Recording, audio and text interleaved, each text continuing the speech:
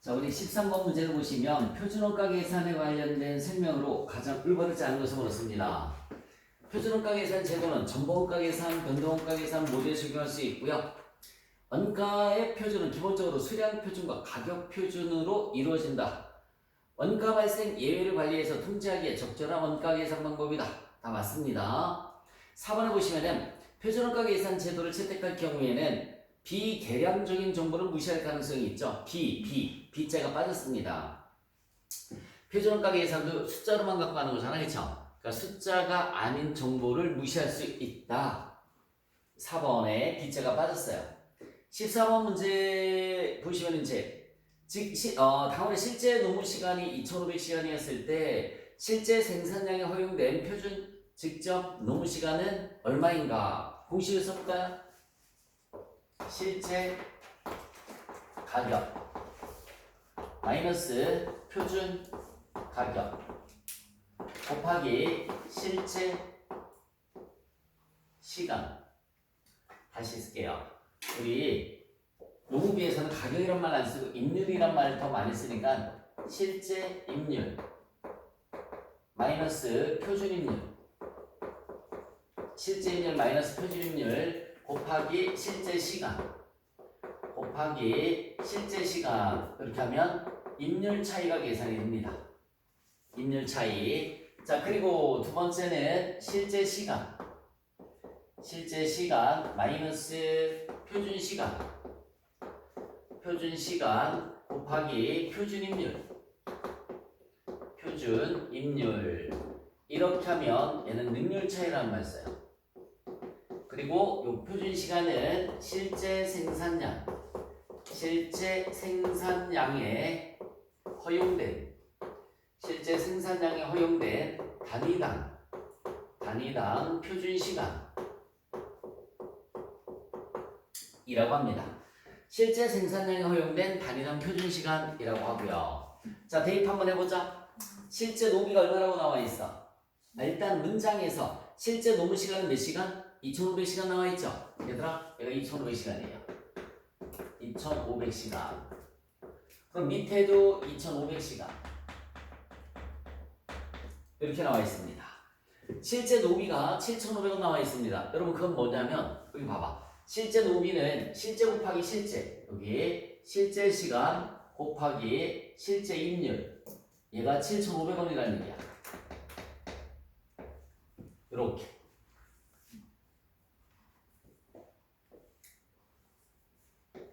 $7,500. 실제 시간 곱하기 실제 임률. 저게 7,500원이 된 겁니다. 자, 그 다음에 이제 또 뭐가 나와 있어? 가격 차이가 2,500원 유리한 차이가 나와 있죠? 여러분, 여기 봐요. 가격 차이가 임률 차이하고 똑같은 말이야. 가격 차이, 임률 차이 똑같은 말입니다. 유리한 차이가 플러스라고 그래서 마이너스라고 그랬어요. 여기에서는 마이너스라고 그랬죠. 마이너스 2,500원. 이렇게. 잠깐만. 그러면 이 공식을 푸는 것도 똑같이 마이너스 2,500원이 나와야 되겠죠.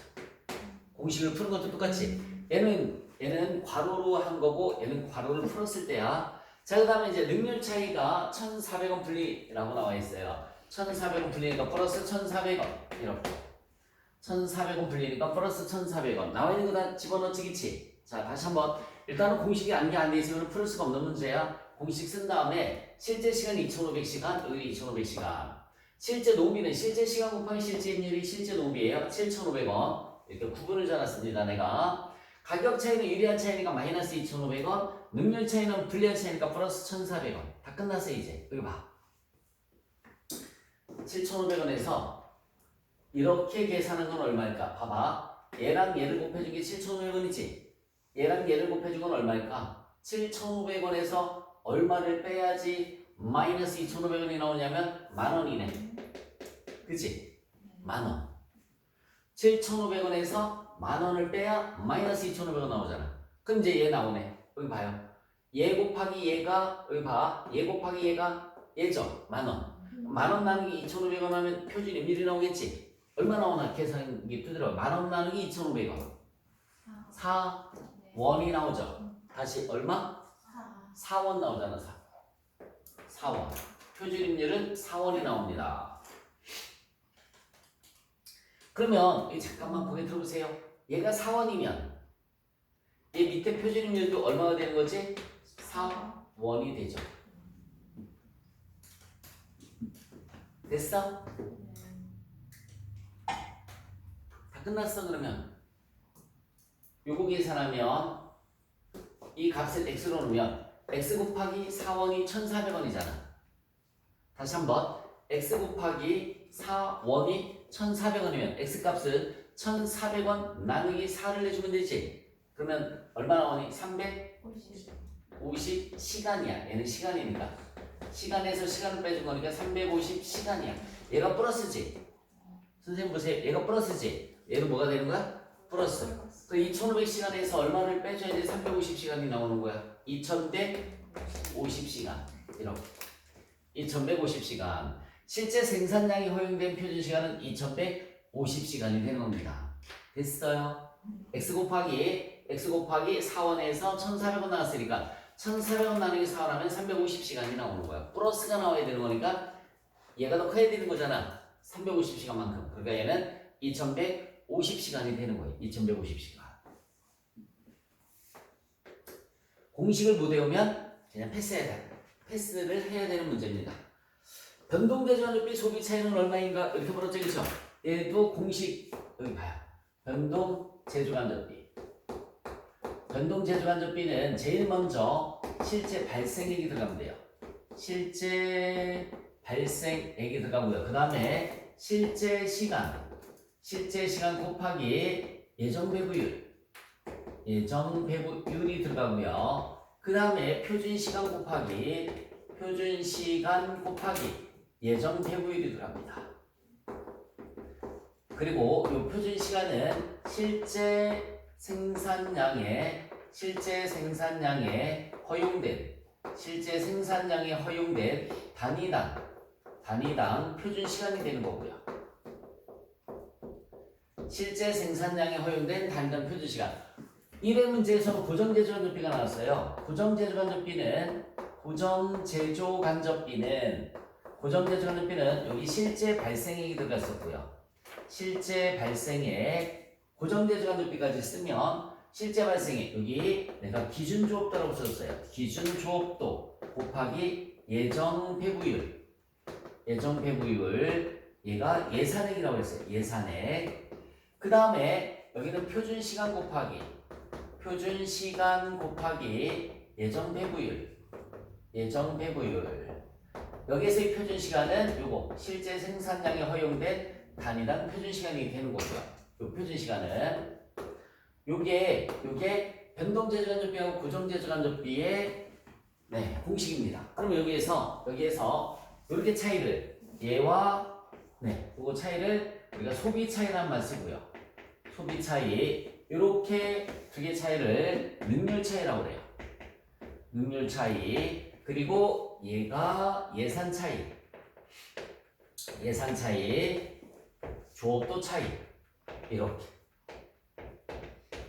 자, 지금 문제는 소비 차이를 묻는 거죠. 자, 집어넣으세요. 실제 발생액이 얼마? 620만원.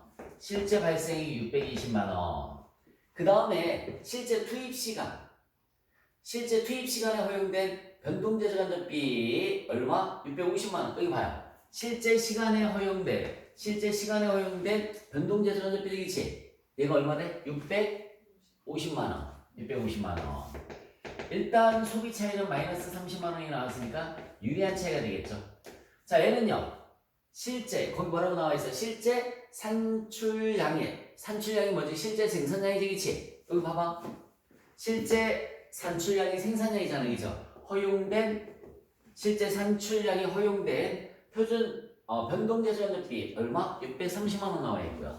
630만원. 이렇게. 이거 잘 봐야 된다고요. 실제 시간에 허용된 변동제조간접비고요. 실제 생산량에 허용된 변동제조간접비. 실제 시간 기준, 얘는 실제 생산량 기준.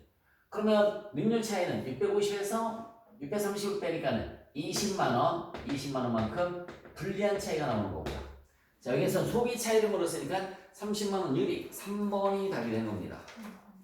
3번이 답이 돼요.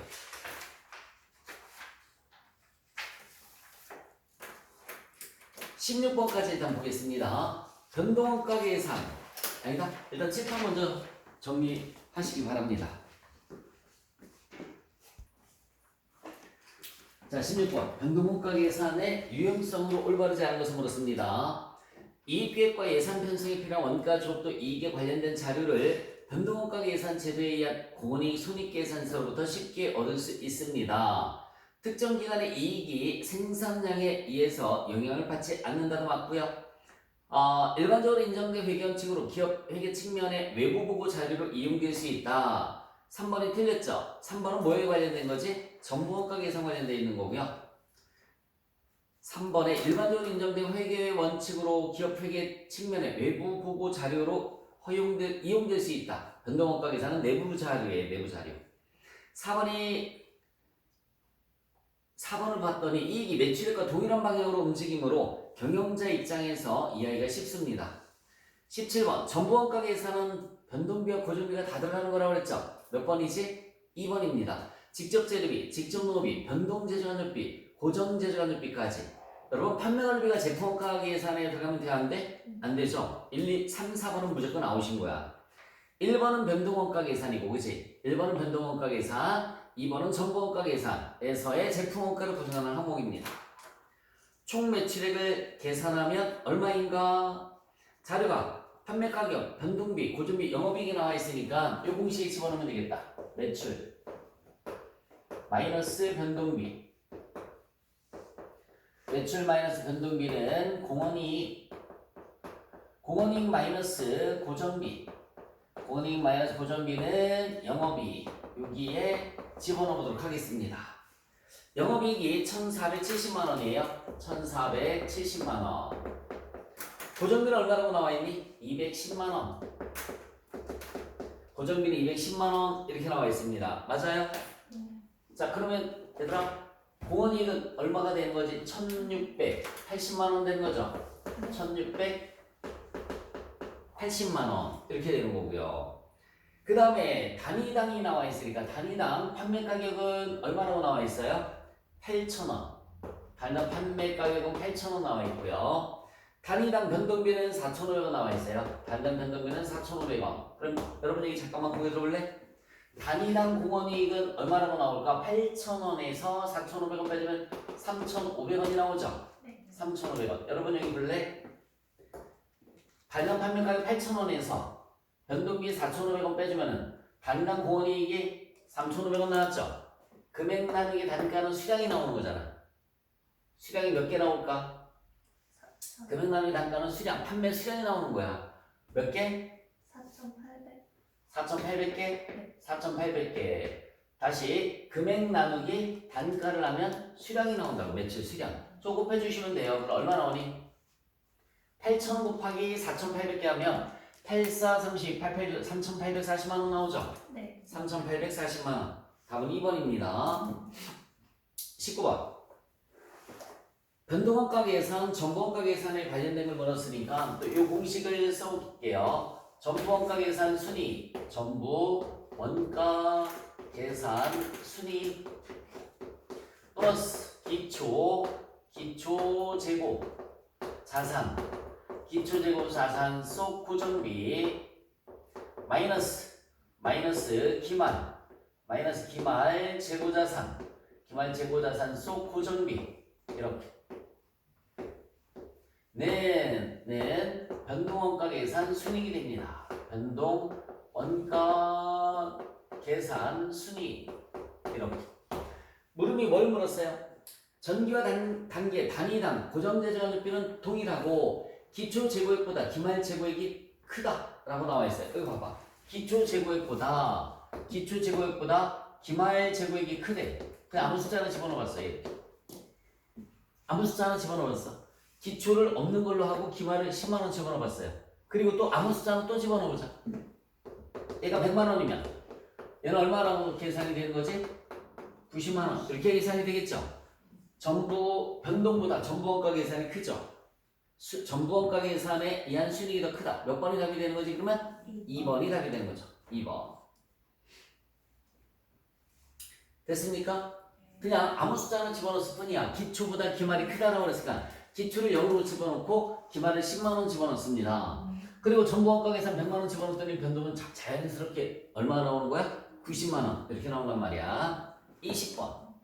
자, 3월에 시작한 이 문장의 의미는 뭐라고 그랬어요? 3월에 시작한 이 문장의 의미는 기초가 있다 없다? 없다. 선인선출법에 의해서 실제 원가 계산 제도를 채택하고 있으며 3, 4월에 생산과 판매에 관련된 자료는 다음과 같다. 4월 중 정보원가 계산에 의한 영업이익이 변동원가 계산에 의한 영업이익보다 20만원 작다고 할 때 3월에 고정대조가 높이는 얼마인가? 라고 물었습니다. 3월에 고정대조가 높이는 얼마냐? 자, 여러분 4월 여기 잠깐만 고개 들어보자. 4월 거 4월에 여기 봐봐. 4월에 뭐가 나와 있냐면 3월 일단은 T자 계정을 그려서 3월 4월 이렇게 했어요. 3월의 생산은 3월은 기초가 없죠. 3월은 기초가 없어요. 그쵸? 있어 없어? 없어. 3월에 시작했으니까. 3월에 생산한 게 몇 단위 생산했다고 나와 있어요? 8,000단위 생산했죠. 8,000개를 생산을 해서 몇 개 팔았어요? 7,000개를 팔았어요. 7,000개를 팔았으니까 남은 게 7,000개를 판매했으니까 남은 게 몇 개 남았지? 1,000개가 남았어요. 1,000개가. 요 1,000개가 4월에 뭐가 되는 거지? 기초가 1,000개가 되는 거죠. 그쵸? 얘가 여기 봐봐. 4월에 기초가 1,000개. 4월에 기초가 1,000개란 얘기입니다. 1,000개에서 몇 개 생산을 했습니까? 9,000개 생산을 했어요. 9,000개를 생산을 했고요. 그러면 여기 봐봐. 기초가 1,000개 있었고 9,000개 생산했으니까 이제 10,000개가 되는 거지. 근데 10,000개를 모두 팔았네. 10,000개를 모두 판매했으니까 기말은 존재하지 않는다. 얘는 존재하지 않는다. 그지? 지금 4월 거 보여주는 거야. 그래서 또 뭐라고 나와 있어? 문장에서 4월 중에 두 번째 줄 끝에서부터 읽어보시면은 4월 중 정보원가 계산에 의한 영업이익이 변동원가 계산에 의한 영업이익보다 20만원 작다라고 나와 있어요. 20만원 작다. 그러면 여기 잠깐만 고개 들어보세요. 아무 숫자 하나 집어넣을게. 얘를 100만원으로 가정을 하면 100만원으로 가정을 하면 얘는 얼마란 얘기지? 80만원. 그치? 아무 숫자 하나 집어넣으면 일자 들어가는 게 제일 편하다라고 그랬잖아요. 그쵸? 정보원가 계산에 의한 순이익이 변동원가 계산에 의한 순이익보다 작다라고 그랬잖아요. 20만원만큼. 그러니까 얘가 100만원이라고 가정을 하면 얘는 80만원이야. 그러면 얘는 자동으로 얼마가 되는 거예요? 20만원이 되는 거지. 맞니? 1000개 곱하기 단가는 20만원이에요. 1000개 곱하기 단가는 20만원이야. 얘들아 여기 볼래? 20만원 나누기 1000개 하면 얼마 나오니? 200원이 나오지. 그래 안 그려? 이게 기초의 단가지. 그치? 이게 무슨 단가예요? 기초의 고정비 단가잖아. 기초의 고정비 단가. 이게 고정비 단가. 이게 고정비 단가지. 그치? 물으면 뭘 물었어? 3월에 고정재정 지표를 물었지. 그치? 맞아? 몇 개 생산, 어제 우리 1회 풀을 때 그랬는데 고정비 나누기 생산량, 고정비 나누기 생산량 하면은 단위당 고정비가 나온다고 그랬잖아요. 단위당 고정비가 나온다고 그랬단 말이야. 어제 1회 문제 풀 때 지금 단위당 고정비가 얼마라고 나왔어? 단위당 고정비가 200원 나왔잖아요. 생산량이 몇 개 있어요? 생산량이 8,000개 있잖아. 그럼 X값 나오잖아요. 두 개 곱해주면 160만원. 그치? 얼마? 160. 2번이 답이 되는 거야. 2번. 자, 다시 한번 여기 보자. 다시 한번. 3월에 시작했어요. 기초가 없어요. 8,000개 생산했고 7,000개 판매를 했으니까 1,000개가 남아있지. 1,000개가 4월로 가잖아. 기초가 1,000개. 그리고 여기 1,000개. 1,000개에서 9,000개 생산했고 10,000개를 팔았으니까 기말은 없어. 그치? 됐지? 자, 그 다음에 이제 조건에서 정보원가 계산은 변동원가 계산보다 20만원이 작다라고 그랬으니까 얘를 100만원이라고 가정하면 얘는 자연스럽게 80이 되는 거잖아. 얘는 20이 되고요.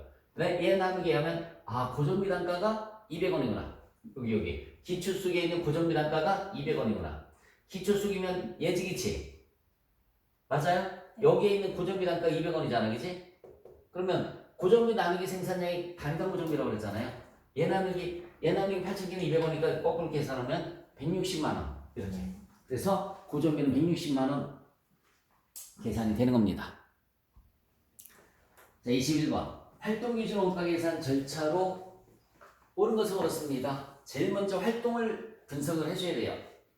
제일 먼저 활동을 분석을 해준다는 말은 뭐냐면 제조간접비가 어떤 활동을 통해서 발생됐는지 그 활동을 분석을 해주는 거야. 만약에 여기 잠깐만요. 우리 집에 제조간접비가 만약에 10만 원이 나왔다. 즉 전기요금이 우리 집에 전기요금이 10만 원이 나왔어요. 그 이 전기요금이 어떤 활동을 통해서 나온 건지 파악을 한번 해봐야 되겠죠, 그렇죠? 그래서 냉장고 사용한 거, 그 다음에 TV에서 사용한 거, 그 다음에 뭐 또 있을까요? 컴퓨터에서 사용한 거, 이런 식으로 해서 제일 먼저 활동을 분석을 해줘야 되겠죠. 무슨 전기요금이 이렇게 많이 나왔지? 맞잖아, 그치? 그러면 뭐가 제일 많이 전기를 잡아먹는지를 활동을 먼저 분석을 해줘야 되는 겁니다. 그래서 제일 먼저 활동을 분석하고요. 두 번째는 이 활동별로 제조간접비를 집계를 해줘야 되겠죠. 냉장고가 뭐 예를 들어서 5만원, TV가 2만원, 컴퓨터에 사용한 게 3만원이더라. 뭐 이런 식으로 해서 활동을 또 분석을 해줘야 되겠죠. 활동별로 제조간접비를 집계를 해줘야 되고, 그 다음에 활동별 원가 동인의 배부 기준을 결정을 하라고 그랬죠, 그쵸? 원가 동인의 배부 기준을 결정을 하라고 그랬어요. 예를 들어서 냉장고에서 사용한 게 5만 원이다. 이거를 아빠와 엄마가 서로 나눠야 된단 말이에요. 얘를 알잖아요, 그쵸? 나눌 때 배부 기준이 있어야 되겠죠, 그쵸? 배부 기준. 냉장고는 주로 예를 들어서 누가 많이 사용해? 엄마가? 그럼 엄마가 더 많이 사용을 하면 되고요. TV는 아들이 또 나와야 되겠구나, 그죠? 그래야지 컴퓨터는 아들. 예를 들어서 쓰는 순서가. 그래서 배부 기준을 결정을 해줘야 되고요. 배부 기준 나오면 항상 뭐가 나와야 돼? 배부율이 나와야 되겠죠. 배부율. 그 다음부터는 안 써도 되죠? 배부율이 결정이 됐으니까 이제 마지막 원가 계산을 해주시면 되는 겁니다. 답은 몇 번? 3번. 활동기준의 원가 계산 무슨 말인지 좀 이해가세요? 그래서 제주간접비를 나눠줘야 되는데 그냥 무턱대고 나누는 것보다 저 제주간접비가 어떤 활동을 통해서 발생이 됐는지를 먼저 분석을 해서 이 활동 분석을 한 다음에 활동별로 제조간접비를 집계를 하고요. 그 다음에 배부 기준을 설정을 해주시면 되는 겁니다. 그럼 그 다음에 배부율이 나와서 원가 계산을 할 수 있을 것이다. 21번의 답은 3번, 22번. 자, 원가 추정 방법에 관한 설명이다. 올바르지 않은 것을 물었습니다. 공학적 방법은 과거 원가 자료를 이용할 수 없는 경우에도 사용 가능한 원가 추정 방법이다. 맞고요. 계정분석법, 3포도법은 분석자의 주관적 판단이 개입될 수 있는 추정 방법이고요. 고저점법은 최고 조업도와 최저 조업도의 원가 자료를 이용해서 원가 함수를 추정하는 방법이다. 자, 상대적으로 적용이 쉽고 시간과 비용이 적게 소요된다는 장점이 있는 것은 고저점법이에요. 회계분석법은 해당 사항이 없습니다. 회계분석법은 과거에 자료를 갖고 하는 게 회계분석법이야. 통계적 방법을 이용을 하는 겁니다. 쉽지 않겠죠? 다시 한번 얘기해줄게요. 회계하다라는 말 들어본 적 있을 거예요, 그렇죠? 그래서 회계분석법은 과거의 자료를 분석하는 거야. 통계해야 하는 거예요, 통계. 쉽지가 않아요. 쉬운 방법은 고저점법만 해당이 되는 겁니다. 올바르지 않은 것은 4번. 자, 23번 문제를 보시면 다음 중 CBP 분석에 필요한 가정으로 올바르지 않은 것을 물었습니다. 수익과 원가 행태는 관련 범위 내에서 선형이다 라는 말의 문장의 의미가 이렇게 선으로 되어 있다라는 얘기입니다. 이런 식으로. 이게 선이잖아. 곡선이 아니잖아요, 그쵸? 손익분기점이라고 했던 거 기억나죠, 그쵸? 관련 범위 내에서 선형이다 라는 문장. 모든 원가를 고정비와 변동비로 분리할 수 있다라고 가정을 하는 거예요. 모든 원가는 고정비 변동비다. 제품의 종류가 복수인 경우에는 판매량 변화에 따라서 매출의 배합이 변동한다라고 나와 있는데 매출의 배합은 일정하다고 가정을 하는 거야. 매출의 배합은 일정하다라고 가정을 하는 겁니다. 3번이 틀린 문장이에요. 판매량만큼 생산하는 것으로 가정하는 거고 기초재고자산과 기말재고자산의 변화가 손익에 영향을 미치지 않는 것으로 본다. CBP 분석의 기본 가정입니다. 수익과 원가 행태는 관련 범위 내에서 선형. 원가 행태가 고정비 변동비 얘기하는 거고요. 선형은 곡선이 아니라 일직선이라는 얘기고요. 모든 원가는 변동비 고정비로 분리할 수 있어야 되고요. 매출의 배역은 변하지 않는다. 그 다음에 판매량만큼 생산하는 것으로 가져간다. 24번 문제 보시면 괄호 안에 들어갈 수량으로 가장 옳은 것을 물었습니다. 사장, 이전에 지시한 신제품 도입에 대한 타당성 검토는 잘 이루어지고 있습니까? 일단 원가주부터 이익 분석으로 대략적인 윤곽은 드러났습니다. 자, 신제품 제조업가에 대해서 다음과 같이 조사가 되었습니다. 예상 판매 가격은 5,000원, 예상 변동비는 2,500원, 예상 고정비가 1억 2천만 원. 사장님께서 지시하신 목표액이 1억 8천만 원을 달성하기 위해서는 몇 개를 생산해서 판매하면 될 것 같습니다. 회의가 이런 식으로 이루어진다고요. 그러면 자, 공식을 써봐야 되겠죠? 매출 마이너스 변동비, 매출 마이너스 변동비는 공원이, 매출 마이너스 변동비는 공원이, 마이너스 고정비는 영업이익입니다. 영업이익. 자, 판매 가격이 얼마라고 나와 있습니까? 5,000원. 예상 변동비는 얼마라고 나와 있죠? 2,500원. 여러분, 얘가 5,000원이래. 예상 변동비가 2,500원이래요. 그럼 공원이익 2,500원. 얘가 100%일 때 얘가 50%죠? 밑에는 몇 프로가 되는 거지? 50%가 됩니다.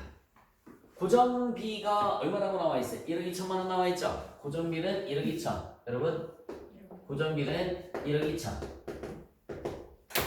고정비는 1억 2천만 원 나와 있고요. 예상 목표이익이 얼마라고 나와 있어? 1억 8천만 원 나와 있죠? 목표이익이 1억 8천. 여러분 여기 잘 볼래? 목표이익이 1억 8천. 그러면 이렇게 거꾸로 올라가니까 얘는 얼마라고 나오는 거지? 3억. 그치? 3억에서 1억 2천 빼지 1억 8천은 나오잖아요. 다 끝났습니다. 이제 여기 보자. 3억 나누기, 여기 봐요. 3억 나누기 2,500원. 금액 나누기 단가는 뭐가 나올까요? 수량이 나오죠. 금액 나누기 단가는 수량이 나옵니다. 3억 나누기 2,500원 해봐. 몇 개 나오죠 그러면? 12만 개. 답은 몇 번? 4번이 답이 되는 거예요. 4번. 아니면 이렇게 계산을 해도 돼. 여러분 여기 잠깐만 고개 들어보세요. 이렇게 계산을 해도 돼. 이렇게 해도 12만 개가 12만 개가 나오는 거고요. 여러분 여기 잠깐만 고개 들어볼래? 3억 나누기 50%. 그죠? 3억 나누기 50%하면 얘가 얼마 나오는 거지? 6억 나오죠? 맞아? 6억 나누기 단가 5,000원. 이렇게 해도 되죠? 그래도 똑같이 몇 개 나오죠? 12만 개가 나오는 겁니다. 맞잖아? 매출 수량과 여기 봐요. 매출 수량과 공원이익의 수량 같은 거예요. 똑같이 12만 개, 12만 개 이렇게 나오는 거야. 굳이 위에까지 갈 이유가 없잖아, 그치? 그러니까 3억 나누기 단가. 금액 나누기 단가는 수량이 나오는 거니까. 여기도 금액 나누기 단가는 수량이 나오는 거예요. 만약에 매출액을 물었으면 6억 원이 답이 되겠지, 그치? 매출액을 물었으면 6억 원이 답이 되겠지만 여기서는 매출 수량을 물었으니까는 12만 개가 답이 되는 겁니다. 25번. 안전한계와 영어 레버리지에 관련된 설명이다. 올바르지 않은 것을 물었습니다. 안전한계라는 것은 뭐가 안전한계냐면 잠깐만 고개 들어볼래? 요거 갖고 설명해 줄게요. 안전한계는 이거 지워도 되지? 네. 이렇게 지울게요. 손익분기점이 얼마인지 한번 보자. 잠깐만 여기 봐요. 손익분기점. 손익분기점은 얘가 제로인 상태가 손익분기점이지. 얘가 1억 2천만 원이네. 얘가 얼마가 나와야 되는 거지? 1억 2천만 원 나와야 되는 거지. 여기 봐요. 얘가 100%일 때 얘가 50%, 얘가 50%잖아. 나눠주면 얼마 나오니? 2억 4천만 원 나오지. 이렇게. 맞아요? 그러면 손익분기점의 매출액은 2억 4천만 원인데 목표 이익을 달성하려면 6억을 매출해야 된다고 나와 있죠, 그렇죠? 그러면은 요거의 차이가 바로 안전한계가 되는 거지. 안전한계는 얼마라고 계산이 되는 거지? 3억 6천만 원 이렇게 계산이 됩니다. 3억 6천만 원. 다시 한번 얘기해 줄게요. 손익분기점일 때 2억 4천이잖아. 목표 이익을 달성하려면 6억을 팔아야 된다잖아. 요 차이가 뭐라고요? 안전한계. 2억 4천만 원만 팔면 본전인데 6억을 파니까 안전한 구간이 얼마? 3억 6천. 그럼 요거 나누기 여기 봐요. 매출액. 요거 나누기 매출액 6억. 얘를 우리는 뭐라고 하느냐면 안전 한계율이란 말 쓰는 거야. 안전 한계율은 60%가 나오네요. 안전 한계율은 60%. 됐어? 요거 일단 개념 갖고 있으시면 되고요. 여기에서 1회 문제 때 내가 공원이익 나누기, 여기 봐. 공원이익 나누기 뭐라고 그랬지? 영업이익. 얘를 우리가 뭐라고 한다고 그랬어요? 영업 레버리지 도라는 말을 쓴다고 그랬지, 그치? 1회 때 풀어줬잖아. 자, 공원이익 나누기 영업이익 영업 레버리지 도란 말이에요. 영업 레버리지 도. 그래서 여기 봐봐. 공원이익이 얼마야? 1억 2천만 원이지. 1억 2천. 단위당 그냥 1억 2천. 영업이익이 0. 1억 2천만 원 나누기 0이라는 건 없는 거지, 그치? 가장 0이랑 가장 가까운 숫자가 뭐야? 1이지. 0과 가장 가까운 숫자가 뭐예요? 1이잖아, 1. 1일 때 영업이익 1. 그러면 영업 레버리지 돈은 얼마가 나오는 거지? 1억 2천 나오죠, 그쵸? 예를 들면. 근데 이제 영업이익이 커지면 커질수록 여기 봐봐. 영업이익이 2가 나오면 1보다 다음 숫자는 2죠. 그 1억 2천만 원 나누기 2 하면은 영업 레버리지 돈은 반토막 나지 이제 6천만 원, 그치? 얘가 만약에 영업이익이 3이면 1억 2천만 원 나누기 3이면 얼마 나오는 거지 이제? 4천 나오지, 그치?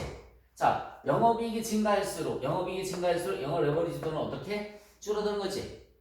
손익분기점 가장 가까운 1에서 가장 크게 나타나는 거지, 그치? 이런 개념이 있는 상태에서 그 문장을 보시면 돼요. 그럼 1번. 안전한계는 손실을 발생시키지 않으면서 허용할 수 있는 매출액의 최대 감소액을 의미하므로 기업의 안전성을 측정하는 지표로 많이 사용된다. 맞아요. 여기 봐봐. 안전한계는 여기 봐봐. 요 구간이 안전한계라고 했지. 손실이 나오려면 요거보다 내려가는 거잖아. 맞아요. 요거보다 내려가면 돼? 안 돼? 안 되는 거란 말이에요. 마지노선이 2억 4천이니까, 그쵸? 요 구간의 차이가 안전한계야. 안전한계가 높을수록 기업의 안전성이 높다고 말할 수 있죠? 안전한계가 낮을수록 기업의 안전성 문제가 있다고 말할 수 있습니다. 여러분들이 눈으로 봐도 마찬가지, 그치? 얘가 높을수록 좋은 거죠. 영업 레버리지는 손익분기점에서 가장 크고 매출액이 증가함에 따라 점점 작아진다. 그리고 손익분기점에서가 아니라 뭐라고요? 손익분기점 부근에서. 손익분기점에서. 얘들아 1억 2천만 원 나누기 0은 없는 거잖아, 그치? 그러니까는 손익분기점에서 가장 크다가 아니라 뭐라고요? 손익분기점 부근에서 가장 크다. 손익분기점 부근에서 가장 크고 매출액이 증가함에 따라 점점 작아지겠죠. 여기 봐요. 매출액이 증가되면 영업이익도 커지는 거잖아, 그치? 그럼 작아지겠죠. 3번이 틀렸습니다. 영업 레버리지는 고정비로 인해서 매출액 변화율보다 영업이익의 변화율이 더 커지는 현상을 말한다. 어제 1회 문제에서 밝혀졌지, 얘들아. 매출액이 20% 상승하는데 영업이익은 몇 퍼센트 상승한다고 그랬지? 100% 상승한다고 그랬죠? 영업 레버리지가 오면, 그치? 어제 보여줬잖아. 영업 레버리지도가 1회 문제에서 5인 회사가 매출액이 만약에 몇 프로 상승하면 20% 상승하면 영업이익은 몇 프로? 100% 상승한다고 그랬잖아, 그죠? 5배만큼. 그래서 영업 레버리지도는 고정비로 인해서 매출액의 변화율보다 영업이익의 변화율이 훨씬 더 커지는 현상을 말한다. 올바르지 않은 것은 3번이었습니다.